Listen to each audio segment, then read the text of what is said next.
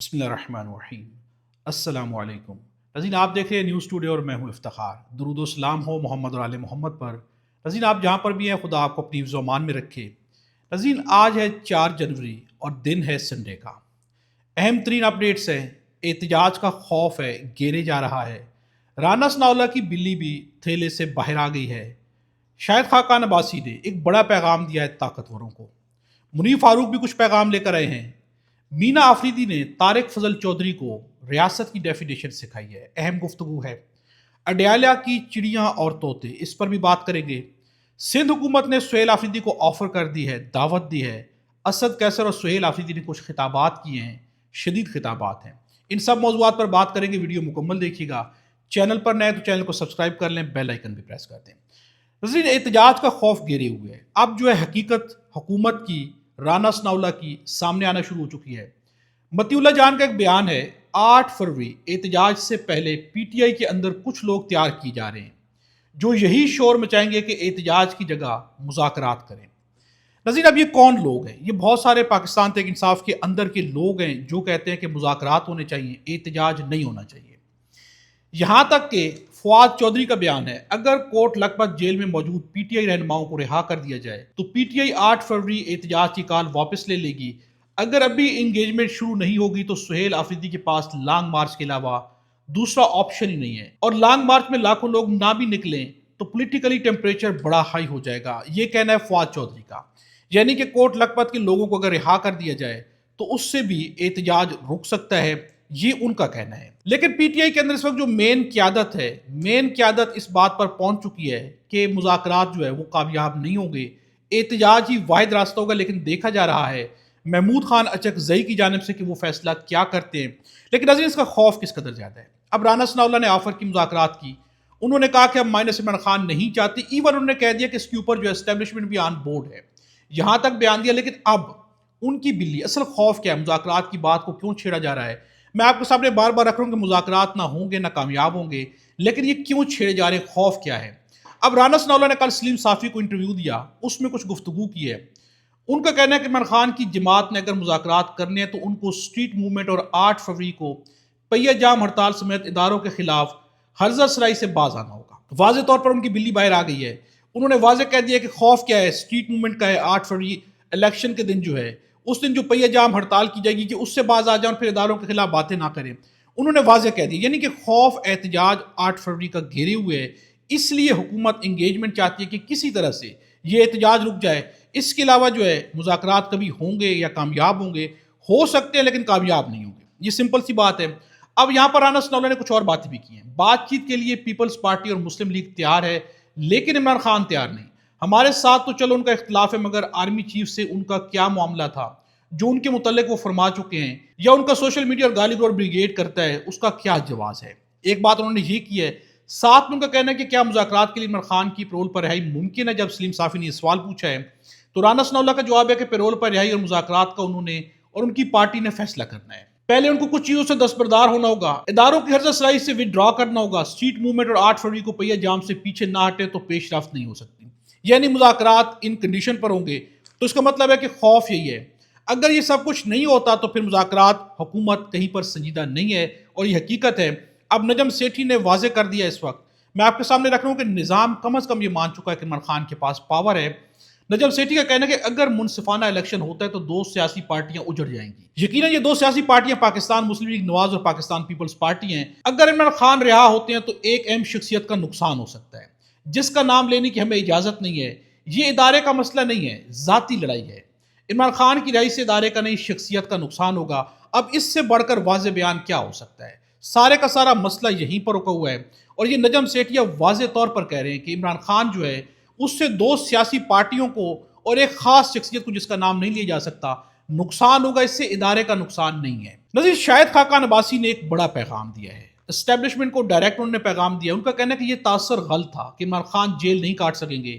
Jail جانے والا شخص جیت جاتا ہے اور جیل بھیجنے والا شخص ہار جاتا ہے۔ عمران خان جیت چکا اور بھیجنے والوں کو اپنی ہار تسلیم کر لینی چاہیے، کہ یعنی جنہوں نے عمران خان کو جیل بھیجا ہے، اب جو حکومت نے بھیجا ہے، کسی اور نے بھیجا ہے، جنہوں نے بھی بھیجا ہے ان کو واضح پیغام دیا گیا ہے کہ آپ اپنی ہار تسلیم کر لیں، چونکہ عمران خان جیت چکا ہے۔ اور ناظرین، یہ واقعی ثابت ہے، جیل میں اگر پولیٹیکلی کسی کو بھیجا جائے گا تو اس کو ہمدردی حاصل ہوتی ہے، یہ تاریخ میں رہا ہے، لیکن چونکہ عمران خان کے ساتھ عوام کی پاور پہلے ہی تھی، اس لیے عمران خان کے ساتھ جو ہے جیل جانے کے بعد انہیں ہمدردی ان لوگوں کی بھی مل گئی ہے جو کہیں نہ کہیں پر عمران خان سے اختلاف رکھتے تھے، وہ بھی آج عمران خان کے ساتھ آ کر کھڑے ہو گئے ہیں، تو یہ بڑا نقصان تو ہوا ہے۔ اب جب اس طرح کے نقصانات ہوتے ہیں تو پھر کچھ پیغامات بھی آتے ہیں۔ منیف فاروق ایک چھوٹا سا پیغام ہے لیکن پیغام بہت بڑا ہے۔ عمران خان کی رہائی اور ان کے معاملات کی میرٹ پر سنوائی کی منظوری اسٹیبلشمنٹ کی طرف سے آنا ہے، وزیر اعظم کی طرف سے نہیں۔ اب انہوں نے واضح کہہ دیا کہ وزیر اعظم کا اس میں کوئی لینا دینا نہیں ہے، یہ سب کچھ اسٹیبلشمنٹ کی طرف سے ہوگا۔ کب ان کی رہائی اور ان کے معاملات کی میرٹ پر جو ہے ان کو سنا جائے گا یا نہیں سنا جائے گا۔ نظیر اب ایک جانب جو ہے منیف فاروق اس قسم کے بیانات دیتے ہیں، دوسری جانب جو ہے مینا آفریدی نے طارق فضل چودھری کا کہنا ہے کہ ریاست پاکستان میں سب سے بڑی افسوس کی بات یہ کہ ابھی تک ریاست کی ڈیفینیشن کیا ہے وہ کسی کو بھی سمجھ نہیں آ سکی۔ جب بھی جو ہے حکومت بولتی ہے، ادارے بولتے ہیں یا پولیٹیشنز بولتے ہیں، یہ سارے لوگ ہر بندہ ایک نئی ڈیفینیشن کرتا ہے۔ پاکستان کے آئین میں ریاست کی ڈیفینیشن کیا ہے؟ مینا خان آفریدی کا کہنا ہے طارق فضل چودھری کو انہوں نے لائیو شو میں کہا کہ ایک شخصیت یا ایک ادارہ ریاست نہیں ہے، عمران خان کی طرف سے ہمیں جو ٹاسک ملا ہے ہم اس کو پورا کریں گے، آپ کو ریاست کی ڈیفینیشن سیکھنی چاہیے۔ ریاست کی ڈیفینیشن صرف اور صرف عوام جو ہے وہی ریاست ہوتی ہے، باقی سارے کے سارے ادارے اور حکومتیں ہوں یہ انتظامی امور ہیں، ریاست کو چلانے کے لیے ان کی ضرورت ہوتی ہے، لیکن ریاست جو ہے وہ عوام ہوتی ہے۔ نظر یہاں پر اب خوف اس ریاست کا، اس عوام کا کس قدر زیادہ ہے؟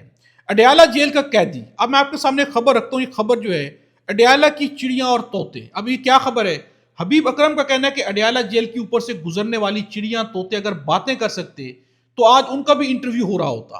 محمد علی مرزا صاحب مبینہ طور پر ان کے ساتھ والی بیرک میں رہ کر آئے ہیں، اگر ان کا انٹرویو نہ ہوتا تو میرے لیے ایک عجیب بات ہوتی۔ یہ نہیں محمد علی مرزا کو اسی لیے رہائی ملی ہے کہ باہر جا کر عمران خان کے اوپر چڑھائی کر دیں تو آپ کی جو ہے ضمانت بھی ہے، رہائی بھی ہے، اگر یہ نہ کر سکے تو پھر آپ کے لیے حالات مشکل ہوں گے۔ اس لیے میں نے کہا ہے کہ محمد علی مرزا کی باتوں پہ غور کرنے کی یا توجہ دینے کی یا سننے کی ایون ضرورت ہی نہیں ہے، چونکہ جس لیے وہ آئے ہیں وہ وہی کام کر رہے ہیں۔ سندھ حکومت کی جانب سے سہیل آفریدی کو بڑی دعوت دے دی گئی ہے اور یہ سندھ حکومت نے اچھا کیا ہے۔ پنجاب حکومت نے جو غلطی کی تھی اس سے کم از کم سندھ حکومت سیکھ گئی ہے اور وہ ایسا کرنے جا رہے ہیں کہ جس سے کم از کم انہیں پولیٹیکلی اتنا نقصان نہیں ہوگا جتنا کہ جو ہے پنجاب حکومت کو ہوا ہے۔ سندھ حکومت نے کیا کیا ہے؟ سب سے پہلے میں آپ کے سامنے رکھتا ہوں ناصر حسین شاہ کا بیان ہے۔ سہیل آفریدی ایک صوبے کے وزیر اعلیٰ ہیں، وہ اور ان کے وزراء جو آ رہے ہیں سب ہمارے مہمان ہیں، ہم انہیں ویلکم کرتے ہیں، ان کو پراپر پروٹوکول بھی دیا جائے گا۔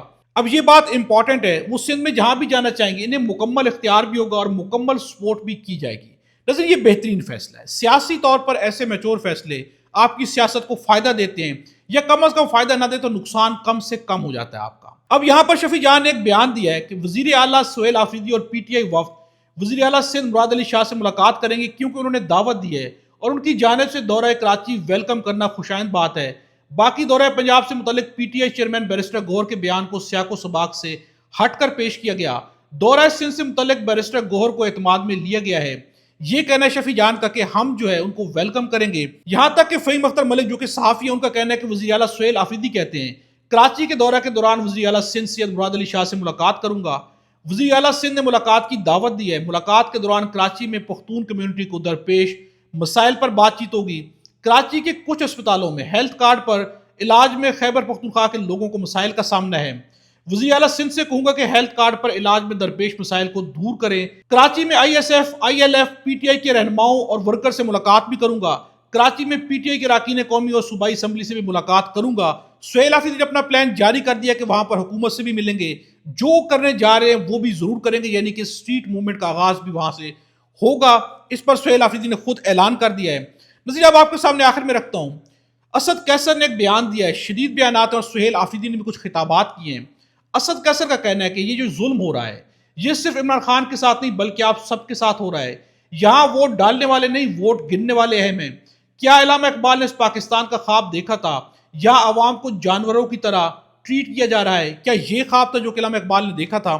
ان کا یہ کہنا ہے، جبکہ سہیل آفریدی نے کل جو ہے خطاب کیا ہے، اس خطاب کے دوران جو ہے انہوں نے بہت ہی اہم گفتگو کی ہے۔ سہیل آفریدی کا کہنا ہے کہ عمران خان کے ساتھ شروع کی گئی جدوجہد آج بھی پوری قوت کے ساتھ جاری ہے۔ ہم سب مل کر پاکستان کو اقبال اور قائد اعظم کے خوابوں کے مطابق حقیقی معنوں میں مضبوط ریاست بنائیں گے۔ ڈاکٹر یاسمین راشد اپنے حصے کی جنگ لڑ چکی ہیں، اب وہ ہمارے حصے کی جنگ لڑ رہی ہیں۔ ظلم اور فسطائیت کے نظام میں صرف سڑکیں بنتی ہیں، قومیں نہیں بنتی۔ قومیں اس وقت بنتی جب امیر اور غریب کے لیے ایک ہی قانون اور عدل و انصاف کا نظام ہو، امیر اور غریب کے لیے الگ الگ نظام کے خاتمے کی جدوجہد کا آغاز کر دیا ہے۔ ساتھ میں ان کا یہ بھی کہنا ہے کہ نظام کو اکیلے نہیں بدلا جا سکتا، سب کو مل کر ذمہ داری ادا کرنا ہوگی، ہر فرد کو اپنی ذمہ داری کا احساس دلانا ضروری ہے۔ ذمہ داری سے انحراف بھی کرپشن کے زمرے میں آتا ہے۔ ناظرین، انہوں نے کہہ دیا کہ اگر اپنی ذمہ داری کا احساس نہ کیا جائے تو یہ بھی کرپشن ہے۔ سہیل آفریدی نے واضح طور پر کہہ دیا کہ ہر فرد کو اس نظام کو بدلنے کے لیے اپنا کردار ادا کرنا ہوگا، جدوجہد کرنا ہوگی۔ ناظرین، اب تک کے لیے اتنا ہی ہے، اگلی ویڈیو میں آپ سے دوبارہ ملاقات ہوگی۔ خدا ہم سب کو اور ہمارے وطن پاکستان کو اپنی حفظ و امان میں رکھے۔